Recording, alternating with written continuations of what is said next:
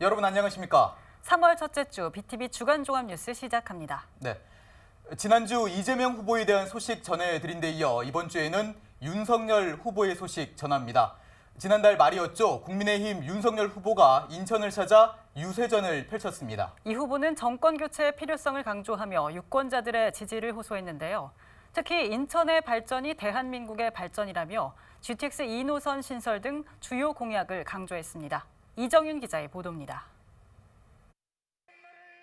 수도권 집중 유세에 나선 국민의힘 윤석열 후보. 주말 첫 유세 지역으로 인천을 택했습니다. 윤 후보는 인천 시민들에게 정권 교체의 중요성을 강조했습니다. 지난 5년 동안 현 정권이 주택과 일자리, 방역, 안보 등 모든 부분에서 실패했다며 새로운 정부가 필요하다고 역설했습니다. 이 서울과 인천과 이 수도권의 주택 문제를 보십시오. 집값이 이렇게 치솟아서 모든 사람들이 좌절하고 청년들이 지금 미래를 꿈꿀 수 없지 않습니까?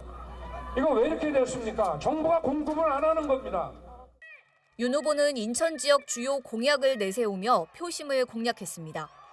첨단 의료복합단지를 발전시키고 K바이오 헬스밸리로 육성하겠다고 강조했습니다.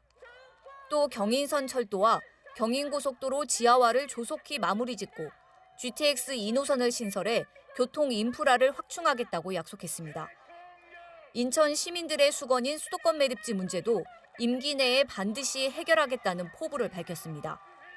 특히 인천 발전이 대한민국의 발전이라며 지속 가능한 번영이 어떤 것인지 보여드리겠다고 강조했습니다. 영종도에 국립대학병원을 유치시키고 그리고 인천에 제2의료원을 설립해서 이 인천이 교육과 의료와 일자리와 이동성과 이런 모든 것이 균형 있게 갖춰지는 이런 국제도시로 발전할 수 있게 또 인천의 발전이 바로 대한민국의 발전 아니겠습니까?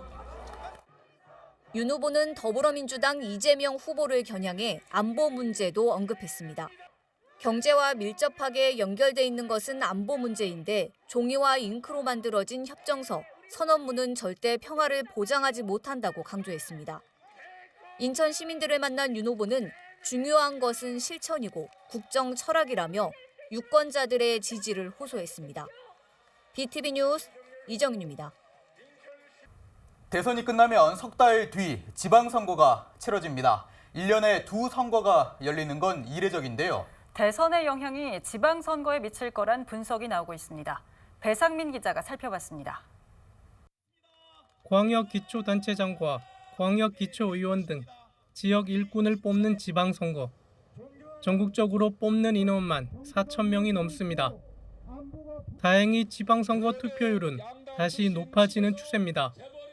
역대 전국 동시 지방선거 투표율을 보면 1995년 제1회 선거에선 68.4%를 기록했지만 3회 48.9%까지 낮아졌고 4회 들어 50%를 회복해 4년 전 7회 선거는 60.2%로 나타났습니다.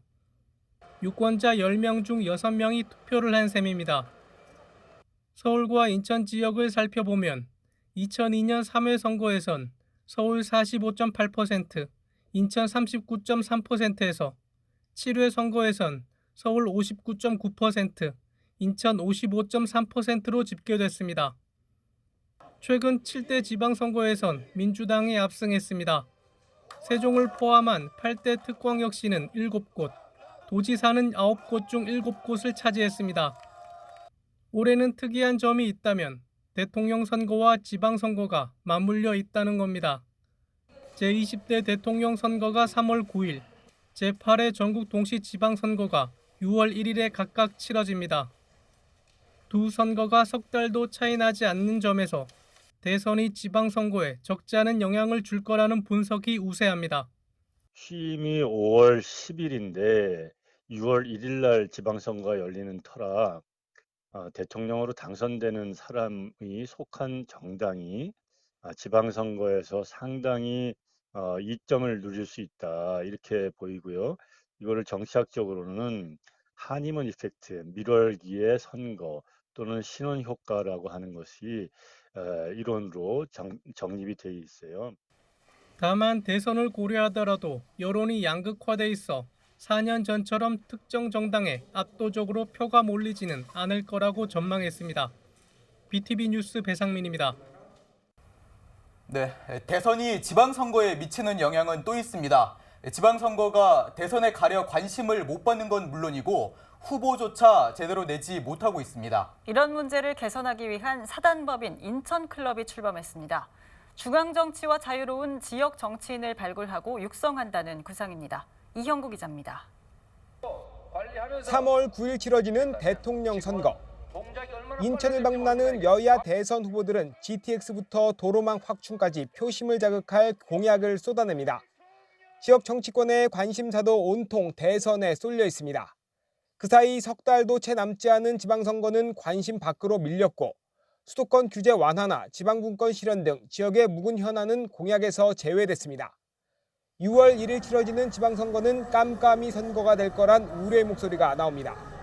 대선이 치러진 이후 3개월에 불과한 간격을 두고 치러지는 지방선거다 보니 후보들에 대한 인증검증이 부실해질 우려가 큽니다. 결국 새 정권 출범에 맞춰 각 당은 자기 사람 심기식의 전략국전이 횡행할 것으로 전망됩니다. 중앙당 중심의 정치 독과점으로 인한 폐해가 재현될 전망입니다. 공천을 받아야 정치 무대에 설 기회를 얻는 중앙 집권적 정치 구조. 이런 문제를 개선하겠다며 인천 지역 시민사회와 학계, 경제계 인사들이 하나로 뭉쳤습니다. 지방정치 인재 육성 발굴을 목표로 사단법인 인천클럽 발기인 총회를 열었습니다.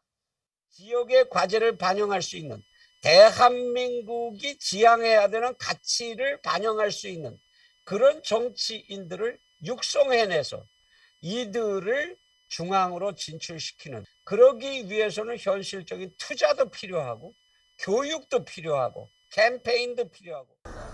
이들은 6월 지방선거를 앞두고 선거에 관심 있는 인재를 대상으로 교육을 시작한다는 계획입니다. 또 지역 현안에 대한 대안을 제시하고 시민과 지방정부 사이에 중재자 역할을 한다는 구상입니다. 한편 대선에 가린 지방선거의 문제점 등을 짚어보는 시사인던 이슈터치는 12시 30분과 19시 30분 방송됩니다. BTV 뉴스 이영구입니다. 네, 이처럼 대선에 영향을 받고 또 대선에 가려 관심도 못 받고 있지만 지방선거는 대선만큼 중요합니다. 지역의 여러 수건 사업을 푸는 것과 밀접한 관계가 있기 때문인데요. 특히 이번 지방선거에선 교통 분야 현안이 중요한 관심사입니다. 9호선과 공항철도 직결 사업, 또 5호선 연장 사업 등 지자체들이 함께 풀어야 할 과제가 많습니다. 이정윤 기자의 보도입니다. 서울시와 국토부가 지난 1999년부터 추진한 서울지하철 9호선과 공항철도 직결 사업. 공항철도와 9호선이 김포공항역에서 만나는데 현재는 환승을 해야 하는 구조입니다. 직결 사업이 추진되면 환승 없이 인천공항에서 김포공항을 거쳐 서울 강남권까지 갈 수 있습니다. 이미 선로는 완성됐고 전기와 신호 등 일부 시설만 개량하면 되는 상황입니다. 하지만 서울시와 인천시가 비용 분담 문제로 갈등을 빚으면서 직결 사업은 난항을 겪고 있습니다. 갈등의 발단은 서울시가 시설비 중 일부를 인천시에 요구하면서부터입니다. 인천시는 법적 근거가 없다며 시설비 분담 요구를 받아들이지 않다가 시설비의 10%인 40억 원을 분담하기로 방침을 바꿨습니다. 그런데 서울시는 다시 운영비까지 분담할 것을 요구하고 나섰습니다. 지난해 국정감사에서도 김교훈 국회의원은 이 문제를 지적했고 오세훈 서울시장이 긍정적으로 답해 사업 추진에 대한 기대감이 높아지기도 했습니다. 국토부는 적극적으로 하겠다는데 서울시가 지금 논의가 안 되고 있는 거예요, 이게. 결국은 비용 분담의 문제인데 그 부분에 대해서 융통성 있게 접근하도록 그러니까 하여튼 올해 안에 정리를 합시다. 하실 수 있어요? 예. 예, 그렇게 알고 다음 질문. 하지만 9호선 공항철도 직결 사업 문제는 또 해를 넘겼습니다. 서울시는 여전히 운영비 분담이 없으면 사업 추진이 불가하다는 입장이고 인천시는 운영비를 지원할 법적 근거가 없고 비용도 추정할 수 없다며 평행선을 달리고 있는 겁니다. 운영비는 현실적으로 우리 시가 부담하기 어려운 거예요. 지금 아까 말씀드린 바와 같이 지금 서울시가 95억 정도 운영비를 추정을 하고 있는데 그중에 75%인 71억 원을 매년 우리 시한테 부담을 하라고 하는데 지금 35분에 한 대씩 다니지 않습니까? 그러면 35분에 한 대 타려고 누가 그걸 했냐?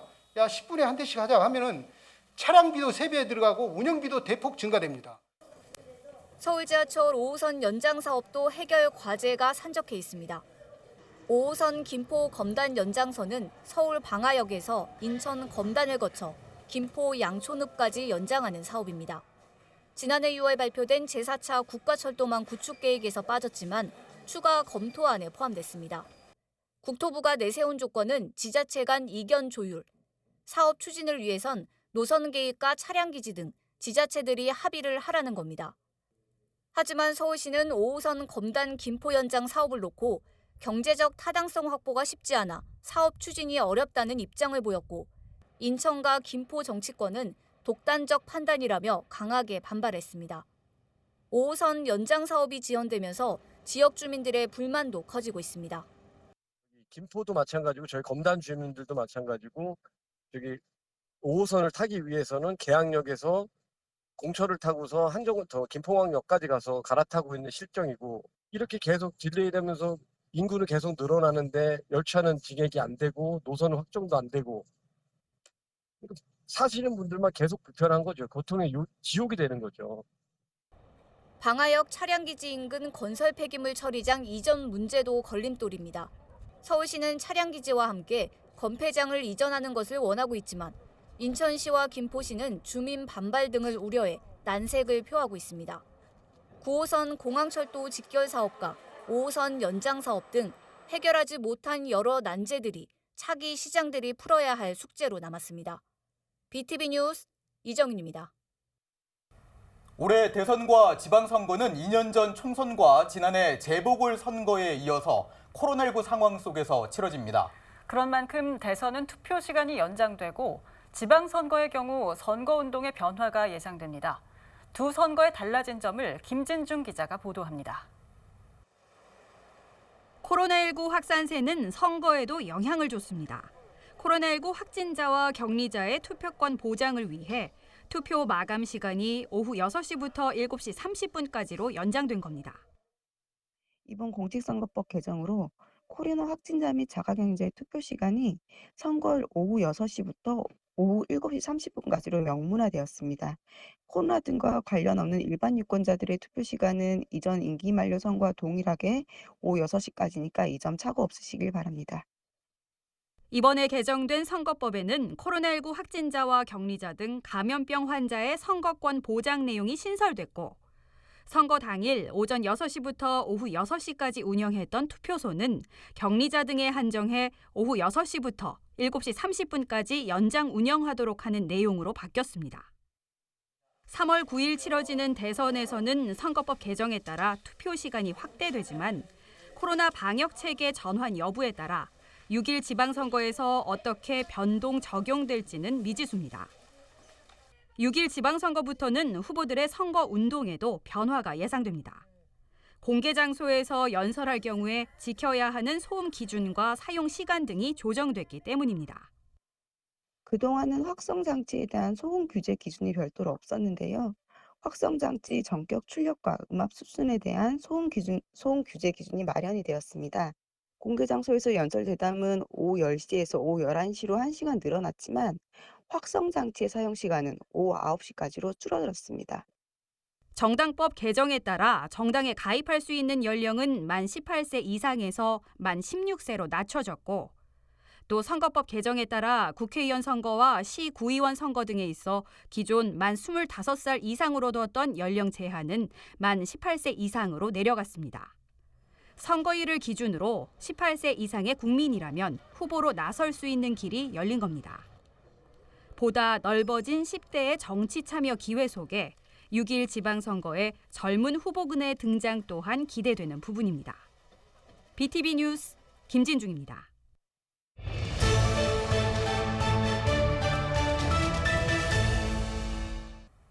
지난해 전국적으로 집값이 크게 올랐습니다. 수도권은 오름세가 더 컸는데요. 집값 폭등은 인구 이동으로 연결되기도 했습니다. 그런데 최근 들어서는 집을 사려는 사람보다 집을 팔려는 사람이 더 많아지면서 집값이 출렁이고 있습니다. 주택 수요자들의 불안 심리는 더 커지고 있습니다. 강혜진, 김지영 기자가 차례로 보도합니다. 지난해 서울을 떠난 인구는 모두 10만 6천 명. 그런데 올해 1월 한 달 사이 2,400여 명이 서울을 빠져나갔고 경남과 경북도 인구수가 줄었습니다. 서울을 떠난 인구수는 경기도와 세종, 인천시 등으로 유입돼 이들 지역의 인구는 증가했습니다. 이렇게 서울의 인구가 줄어드는 대표적인 이유는 집값 상승이 원인으로 꼽힙니다. 통계청에 따르면 거주지를 옮길 때 작성하는 전입신고에 주택 구입, 계약 만료, 집세 등 주택과 관련된 이유가 전입 사유였습니다. 20대를 제외하고는 모든 연령대에 걸쳐서 이제 순유출이 더 많은 상황입니다. 네. 이제 청장년층에서 이제 가족 형성의 단계에 있거나 아니면 자녀 양육이나 취약 연령 자녀를 둔 이런 가구들이 이제 주거나 주택 문제 등을 이유로 이제 경기도 지역으로 많이 빠져나가는 상황인 거죠. 실제 지난해 서울을 떠난 한 사례자는 아파트 전세 가격이 최고치를 갱신하자 같은 동네 전세 매입이 어려워 결국 인근의 경기도에 내 집을 마련했습니다. 네, 저희가 작년 11월에 이사를 왔는데요. 전세가가 1년 만에 2배로 뛰었어요. 그래서 그 전세로는 연장이 어려워서 전세금으로 알아보니까 경기도에 오면 집을 살 수가 있더라고요. 서울에서 아파트값이 가장 많이 오른 노원과 도봉구 등 서울 동부권의 경우 기존의 한 가구에서 자녀 세대가 분리되는 젊은 사람들이 가격이 비싼 서울보다 쾌적한 주거 환경을 갖춘 신도시를 선호합니다. 서울의 집값이 많이 올랐는데 그게 저 멀리 떨어진 어떻게 보면 서울과 연결고리가 전혀 없는 도시들은 아니고 서울과 그러니까 교통망으로 이어진 것도 아니고 행정구역 자체가 서울이나 이렇게 딱 붙어 있는 지역들 이제 그런 지역들로 많이들 이제 움직이시려고 그러죠. 지난해 말 서울 아파트 평균 매매 가격이 12억을 넘어섰다 대출 규제 등을 이유로 올해 가격이 조금씩 떨어지자 또다시 매수 심리가 위축되면서 서울의 주택 매매 물량이 줄었습니다. 결국 서울의 부동산 시장이 불안정하다 보니 신세대 등이 인근의 경기도와 인천으로 주거를 이전하는 인구 유출 현상이 지속되고 있습니다. BTV 뉴스 강혜진입니다. 서울 인구가 줄어든 반면 인천의 인구는 지난 10년간 전국 7개 특광역시 가운데 유일하게 늘었습니다. 지난 한 해 동안 전국에서 집값이 가장 많이 오른 지역도 인천이었는데요. 1년 만에 23%가 급등하면서 전년보다 3.5배가 증가했는데 인천 집값 상승을 주도한 곳은 송도 신도시가 있는 이곳 연수구였습니다. 인천 연수구는 지난 2021년에만 무려 42.4%가 오르면서 인접구인 미추홀구와 비교해 상승률이 3배 이상 차이가 났습니다. 하지만 지난 하반기부터 분위기가 달라지고 있습니다. 지난해 11월 분양한 송도 609의 한 아파트. 청약 당첨자의 35%가 계약을 포기해 무순위 청약으로 2월 초에 겨우 계약을 마쳤습니다. 주요 아파트 매매 시세도 하락 추세입니다. 송도 109 내에 위치한 이 아파트 84제곱미터형은 지난 10월 매매 가격이 11억 6천만 원으로 최고가를 찍은 후 2달 만에 10억 4천만 원대로 떨어졌습니다. 같은 크기의 또 다른 아파트는 작년 가을 10억대의 실거래가가 형성됐지만 올 1월 급매물이 8억 5천에 거래되기도 했습니다. 작년 10월부터 이제 정부의 대출 규제가 시작됐었고요. 그다음에 그동안 이제 기준금리 또 인상이 있었잖아요. 그리고 이제 또 올해부터는 DSR 그 적용 확대가 이제 또 가격 하락보다 더 큰 게 이제 거래 자체가 안 되는 뭐 거래 급감, 거래 절벽, 거래 실종 같은 현상이 나타나니까 지난해 서울에서 집값 상승세가 두드러졌던 노원, 도봉, 강북구, 이른바 노도강 지역 역시 하락세로 돌아섰다는 평가입니다. 재건축에 대한 기대감으로 실수요와 투자 수요가 함께 몰려 가격 상승을 이어갔지만 금리 인상과 대출 규제 등으로 직격탄을 맞았습니다. 현재 양도세를 피하기 위한 급매물 위주로 거래되고 있습니다. 한 5%에서 10% 안짝 정도 실제 거래가라고 봤을 때는요. 실제로 거래하시려는 분들. 근데 대표적으로는 세금 양도소득세 때문에 꼭 파시려는 분들이 팔아야 되는 분들이라든지 이런 분들 매물이 거래가 된 거고. 주택 거래는 실종된 상태에서 시세가 조정되는 상황. 자산에 대한 불안감으로 매수세가 강했던 주택 시장이 다시 하락세를 맞이하면서 가까스로 내 집을 마련했던 서민들의 고민이 깊어지고 있습니다. BTV 뉴스 김지영입니다. 네, 앞서 보셨듯 최근 들어서는 조금 꺾였지만 현 정부 들어 천정부지로 치솟은 집값은 사회 진출에 매진해야 할 청년들에게도 가장 큰 고민거리로 자리 잡았습니다. 그런 만큼 정부는 부동산 시장 안정화를 위해 여러 정책을 내놓고 있지만 효과를 보려면 이런 계획이 차질 없이 진행되는 한편 법 개정도 필요하다는 주장이 나오고 있습니다. 김대우 기자가 보도합니다. 학생 때부터 내 집 마련을 걱정해야 하는 시대. 대학생들은 올해 대선 이후 출범하는 정부에서 반드시 해결해야 할 문제로 취업보다 부동산을 가장 많이 꼽았습니다. 집도 편하게 살 수 있으면 좋겠어요. 이제 계속 집값 올라가는 것도 걱정되고 돈을 어떻게 모아야 하나 너무 걱정이 많아져서 현 정부는 부동산 시장 안정에 사활을 걸고 공급 물량 확대 등의 다양한 정책을 펼치고 있습니다. 주택 공급 대책에 대한 집행 속도와 체감도의 제고, 투기 근절, 그리고 부동산 시장 유동성 관리 등 시장 안정을 견인했던 정책 기조를 일관되게 견지해 나갈 것입니다. 최근에는 집값이 하향 안정세에 접어들었다는 분석도 내놨습니다. 최근의 다양한 지표는 주택 시장이 이제 변곡점을 지나 추세적인 하향 안전 국면에 진입했다는 인식이 광범위하게 확산되고 있음을 시사하는 만큼 그러나 부동산 시장이 안정되는 데는 시간이 더 걸릴 거란 전망이 나옵니다. 지금 시장은 안정이라는 어떤 시각보다는요, 가격의 조정기라고 보면 될 것 같고요. 중장기적으로 볼 때에는 하반기에 가격이 상승할 가능성마저도 있습니다. 때문에 부동산 전문가들은 계획하고 있는 주택 공급이 원활하게 이루어지는 한편 주택과 관련된 제도를 개선하는 노력 등이 필요하다고 말합니다. 정부가 계획하고 있거나 또는 대선 후보들이 계획했던 공급 물량들을 지속적으로 추진되어야 할 것이고요. 특히 이제 전월세 가격의 안정화를 위해서 당장 입주 물량을 늘릴 수 있는 정책도 필요하다고 생각이 됩니다. 임대차 3법의 실거주 유예 지원 같은 것을 좀 안정적으로 좀 개정을 해준다라면은 제가 볼 때는 시장이 좀 예상보다 빠르게 안정화 국면으로 들어설 것으로 보고 있습니다. BTV 뉴스 김대우입니다. 코로나19 확산세가 만만치 않지만 전국 학교에서는 학생들의 등교가 시작됐습니다. 동시에 입학식도 진행됐는데요. 어려운 시기지만 신입생들의 마음은 변함이 없겠죠. 초등학교 입학식 풍경을 서주헌 기자가 담아왔습니다. 부모님 손을 꼭 잡고 처음 걸어보는 등굣길. 마스크에 가려 표정은 보이지 않지만 발걸음은 가볍고 한껏 들뜬 모습입니다. 하나, 둘, 셋, 점프! 학교에 들어가 보니 이미 운동장은 친구들로 가득합니다. 일찍 온 가족들은 기념사진을 찍으며 추억을 남기기 바쁩니다. 코로나19가 극심한 시기에도 각 초등학교에서는 입학식이 열렸습니다.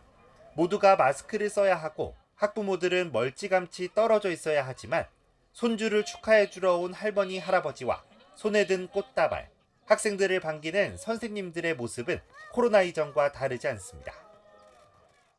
모든 교직원의 이름으로 우리 사랑스러운 어린이들과의 교육 활동에 최선을 다하겠다는 약속을 드립니다.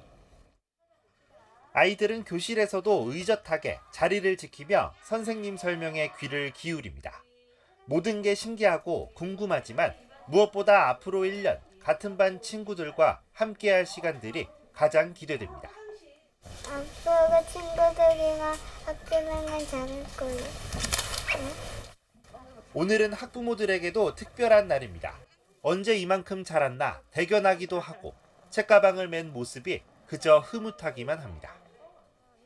첫 아이라서 많이 기대도 많이 되고 한편으로는 걱정도 많이 되는데 잘 해낼 수 있으리라 네, 생각을 하면서 입학식을 맞이하게 돼서 너무 좋은 것 같아요. 네.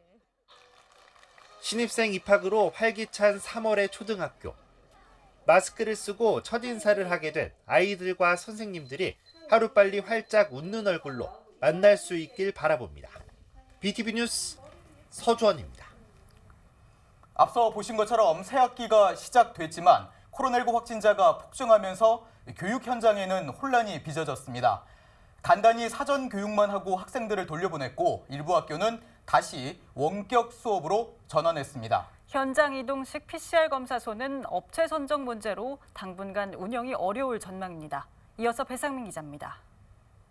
이른 아침 서울 노원구의 한 초등학교.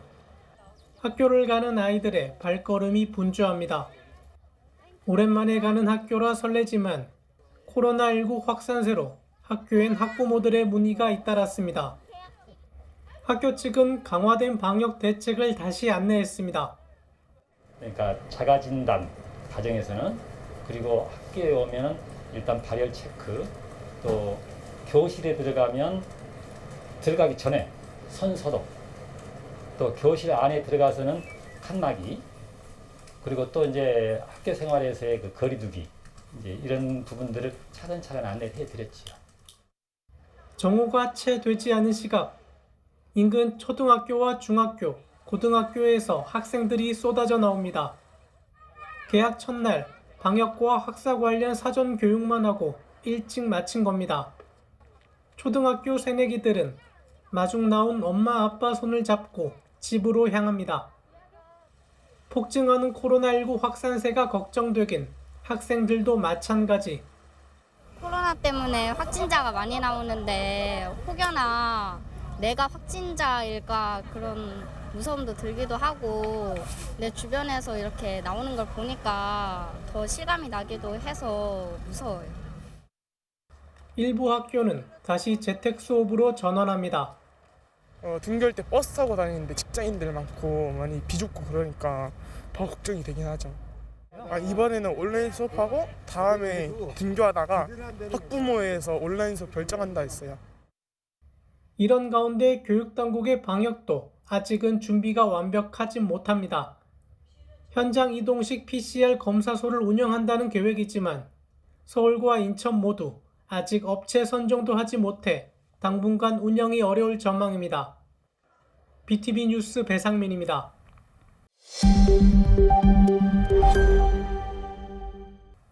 감염병 전문 병원은 코로나19 같은 감염병을 전문적으로 치료하고 또 연구하는 시설인데요. 현재까지 호남과 충청 등 전국의 4개의 권역이 감염병 전문 병원으로 지정됐습니다. 하지만 대한민국의 관문인 인천에는 아직 감염병 전문 병원이 없는데요. 최근 정부가 수도권 감염병 전문 병원 공모를 진행 중인데 인천이 1차 평가를 통과했습니다. NRB 원태규 기자입니다. 인천시는 정부의 감염병 전문병원 선정 공모에서 인천이 1차 관문인 대면 평가를 통과했다고 밝혔습니다. 정부는 지난달 수도권 감염병 전문병원 선정을 위한 공모를 진행했는데 여기엔 인천과 서울, 경기, 강원 등 4개 지역 의료기관이 참가했습니다. 1차 대면 평가에서 인천 성모병원과 분당 서울대병원이 합격점을 받은 겁니다. 인천은 마지막 관문인 2차 평가에 총력을 기울인다는 계획입니다. 인천 성모병원의 경우 감염병 전문 병동의 입지가 강점으로 꼽힙니다. 모 병원과 최단 거리로 건립해 신속한 공동 대응과 연계 구축 등의 강점을 부각한다는 전략입니다.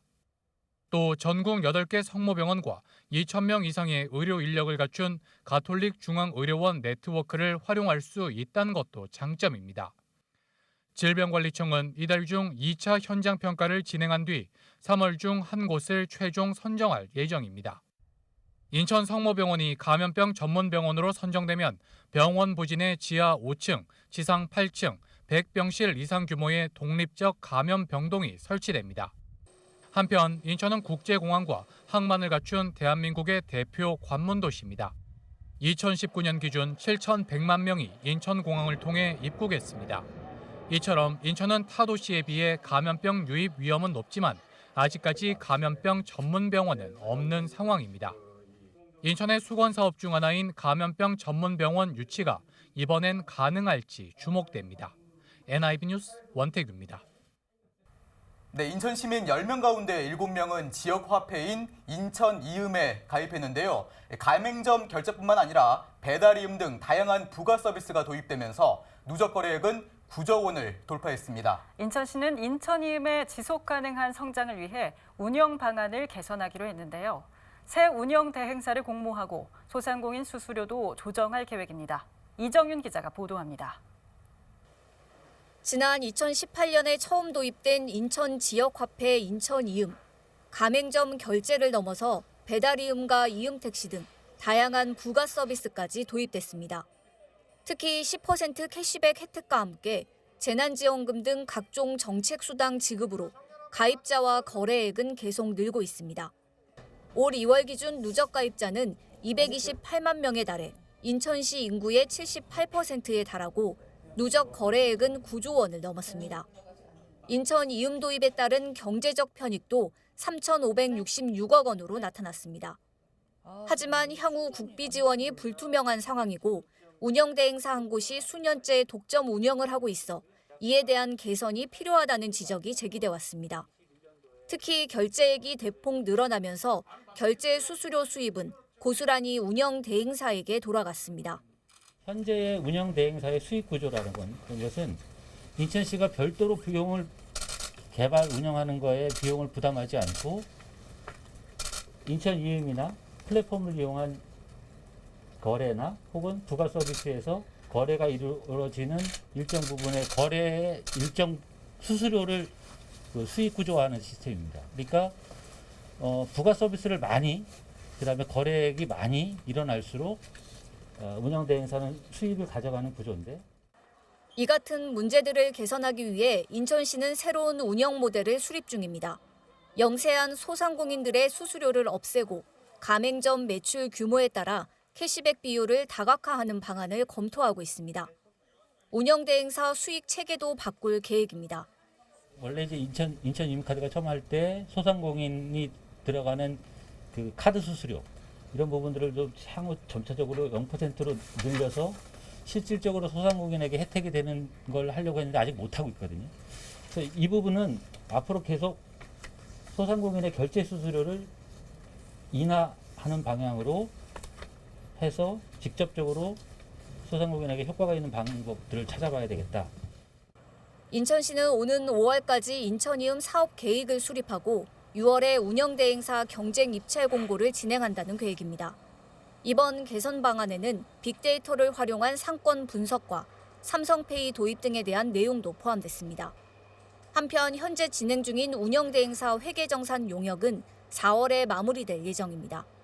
BTV 뉴스 이정윤입니다.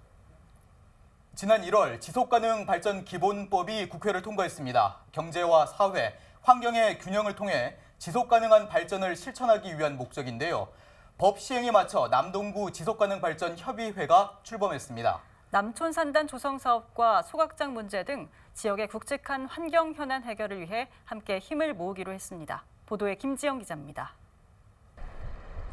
2021년 12월 국회를 통과한 지속가능발전 기본법. 경제와 사회, 환경의 균형과 조화를 통해 지속가능한 경제성장과 기후, 환경위기 극복을 실현하는 데 그 목적이 있습니다. 지속가능발전법은 1992년 브라질 리우에 모인 세계의 각국 정상들이 환경적으로 건전하고 지속가능한 개발을 전제로 21개 의제를 채택한 것이 시발점이 됐습니다. 이후 각 기초자치단체에도 지속가능 발전을 추구하는 민관협치기구가 출범했고 남동구에선 지난 2004년 남동의제 20일이란 이름으로 활동을 시작했습니다. 지난 2015년 잠시 활동을 중단하기도 했지만 최근 지속가능발전 기본법 제정과 함께 남동구 지속가능발전협의회로 이름을 바꿔 7년 만에 활동을 재개했습니다. 요새 뭐 기후변화 위기 이건 너무 이제 이벤트가 아니라 아주 일상이 돼버렸잖아요. 뉴스만 틀면 하루에도 10번 이상 이렇게 기후위기, 기후변화 나오니까. 그래서 이제 더 이상 이제 그걸 늦출 수가 없어서 그럼 남동구에서도 다시 하자 해서 저희가 한 2년 정도 이렇게 논의를 해서 이제 지속가능발전협의회 이제 만들어지게 돼요. 지역의 대표적인 환경 현안인 남촌산단 조성 사업과 소각장 문제 해결을 위해서도 함께 머리를 맞대기로 했습니다. 어떤 공론화하는 과정에서 이제 좀 저희가 역할이 있지 않을까 이제 그렇게 보는 겁니다. 그래서 지금은 서로 자기 주장만 팽팽하거든요. 그래서 그런 부분들은 이제 좀 어떤 그 진짜 그 시민적 입장에서 경제적 아니면 이런 환경적 요인에서 좀 검토해가지고 좀 대화를 하면 저는 그거 풀릴 것 같습니다. 그래서 민관협의기구 특성상 과거엔 선거를 치를 때마다 영향을 받기도 했지만 이제는 제도적 기반이 마련된 만큼 보다 다양한 분야에서 시너지를 낼 수 있을 것으로 기대하고 있습니다. 아직도 좀 불안한 요인이긴 한데 그래도 지속가능발전협의회 뭐 저를 비롯해서 위원들이 열심히 해서 그런 거를 이제 불식시키고 진짜 그 지역에서 필요한 일을 하는구나 그걸 이제 인정받으면은 뭐 그 문제는 좀 극복되리라 봅니다. 남동구 지속가능발전협의회는 28명의 위원들이 지역 생태와 기후 등 2개 분과로 나누어 활동하며 임기는 앞으로 2년입니다. BTV 뉴스 김지영입니다. 계양구가 올 하반기부터 계양 산업단지 조성 사업을 본격화하기로 했습니다. 서운 산업단지는 물론 현재 보상이 진행 중인 계양 테크노밸리와 시너지 효과를 낼 것으로 기대되고 있는데요. 북인천 방송 송효창 기자가 취재했습니다. 계양구 병방동 일대입니다. 이곳은 계양구가 산업단지를 조성하려는 대상지입니다. 인근에는 서운 산업단지와 앞으로 들어설 계양 테크노밸리가 있습니다. 계양 산업단지는 2,014억 원의 사업비가 들어가며 24만 3천여 제곱미터 규모로 조성됩니다. 우리 구에서는 그 양질의 일자리 공급과 지역 경제 활성화를 위하여 병방동 일원의 2024년 준공을 목표로 계양 산업단지 조성 사업을 추진하고 있습니다. 인천시 관내 부족한 산업용지 공급으로 기업 입진한 해소 및 산업 경쟁력 강화를 위하여 꼭 필요한 사업이라고 할 수 있습니다. 계양 산단은 산업시설 용지 14만 700여 제곱미터와 공공시설 용지 9만 6,200여 제곱미터, 지원시설 용지 6,300여 제곱미터 등으로 구성됩니다. 이중 공공시설 용지에는 녹지와 도로는 물론 공원과 주차장, 폐수 처리 시설 등이 함께 들어섭니다. 입주 업종은 기계와 장비를 비롯해 금속 가공 제품과 전자부품, 컴퓨터 영상 음향 통신 등 제조업입니다. 계양구는 서운 산단에 입주하지 못한 업체와 신산업 융복합 기업을 이곳 계양 산단에 유치해 지역 경제 활성화를 도모하겠다는 계획입니다. 향후 계양 산업단지와 계양 테크노밸리가 완성되면 제조업, 지식산업과 연구 창업 공간이 유기적으로 구동하는 산업 생태계가 구축될 것으로 기대하고 있습니다. 계양구는 사업 진행을 위해 지난해 6월 사업 시행자인 한국산업단지공단과 함께 산단이 들어서는 대상지에 대한 개발 제한 구역 해제 절차를 완료했습니다. 남은 것은 산업단지 계획 승인입니다. 두 기관은 지난달에 인천시의 산업단지 계획안을 승인해달라고 신청한 상태입니다. 인천시는 주민 의견 청취와 환경부 환경영향평가 협의를 거쳐 올해 하반기 승인할 예정입니다. 계양구는 사업 승인이 완료되면 바로 착공에 들어가 오는 2024년 12월까지 조성 사업을 완료할 계획입니다. 헬로티비 뉴스 송유창입니다. 서구 오류지구에는 중학교가 단 한 곳도 없어서 학생들이 장거리 통학을 하고 있습니다. 중학교 용지가 지정돼 있긴 하지만 학교 설립은 수년째 제자리 걸음인데요. 주민들은 학교 신설을 촉구하며 서명운동에 돌입했습니다. 이정윤 기자가 보도합니다. 서구 오류지구 일대입니다. 현재까지 3천여 세대가 입주를 마쳤는데 이곳에는 중학교가 단 한 곳도 없습니다. 이 때문에 학생들은 3-4km 떨어진 인근 중학교로 통학을 하고 있는데 일부 학교는 이미 과밀학급입니다. 주민들은 수년째 중학교 설립을 요구하고 있지만 전혀 진척이 없는 상황입니다. 인근에 있는 중학교라고 할지라도 거리가 많이 떨어져 있고 그 자체가 또 과밀학급입니다. 그러다 보니까 과밀학급에서 학습금도 보장받지 못하고 여러 가지 통학도 문제도 있고 안전 문제도 있고 중학교가 없으면요 일단 초등학교 이제 학부형들께서 중학교를 입학할 시즌이 되면 그 미리미리 이사를 나가게 됩니다. 인천시 교육청은 오류지구 개발 사업 초기인 지난 2006년 인천시와 협의해 중학교 용지를 지정했습니다. 제가 서 있는 이곳이 바로 학교 부지입니다. 하지만 수년째 학교 설립이 추진되지 못하면서 보시는 것처럼 빈 땅으로 방치돼 있는 상황입니다.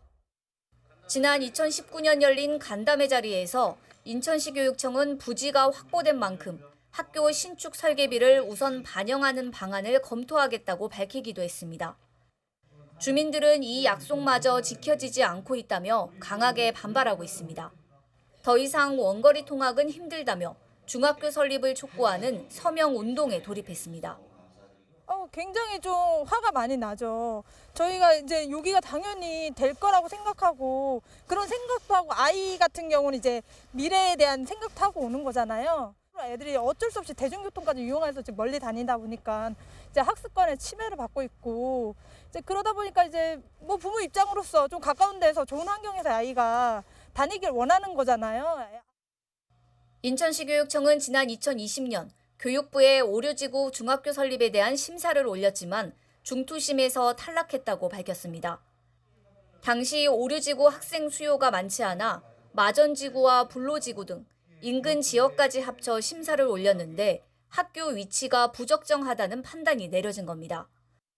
교육청은 오류지구 개발 사업 진행 상황과 학생 수요 등을 고려해 다각도로 학교 신설에 대한 검토를 진행 중이라고 밝혔습니다. BTV 뉴스 이정윤입니다.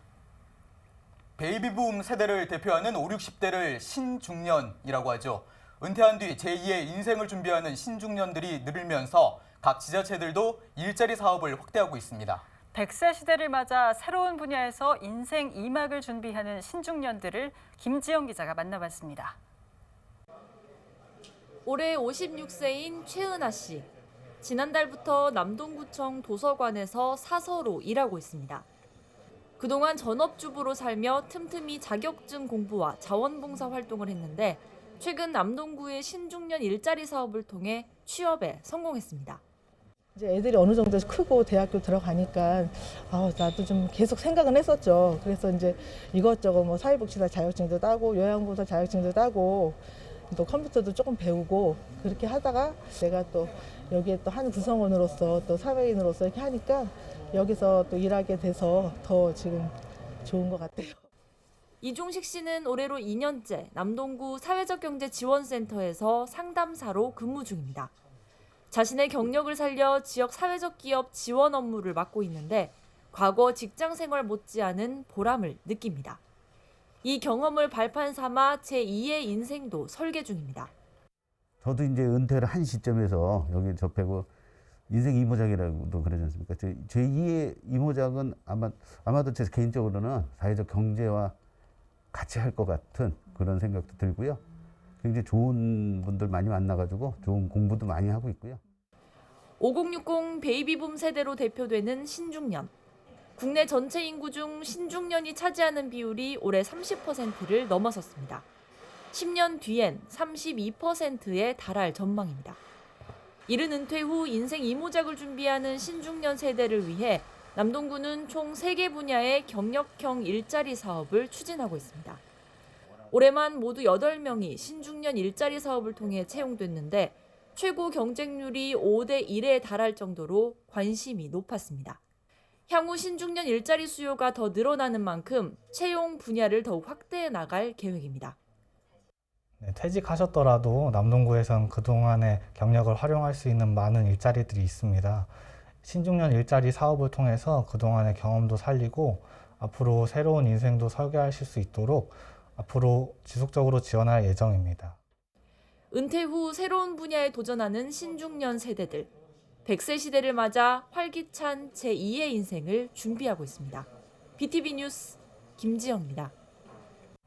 이제 며칠 뒤면 새로운 대통령이 선출되고 대선은 끝나게 됩니다. 네, 이제 모든 관심은 다시 지방선거로 쏠릴 거고 또 그래야 합니다. 더 나은 지역의 일꾼을 뽑는 일, 유권자의 관심에서부터 출발합니다. 이상으로 BTV 주간 종합 뉴스를 마칩니다. 시청해주신 여러분 고맙습니다.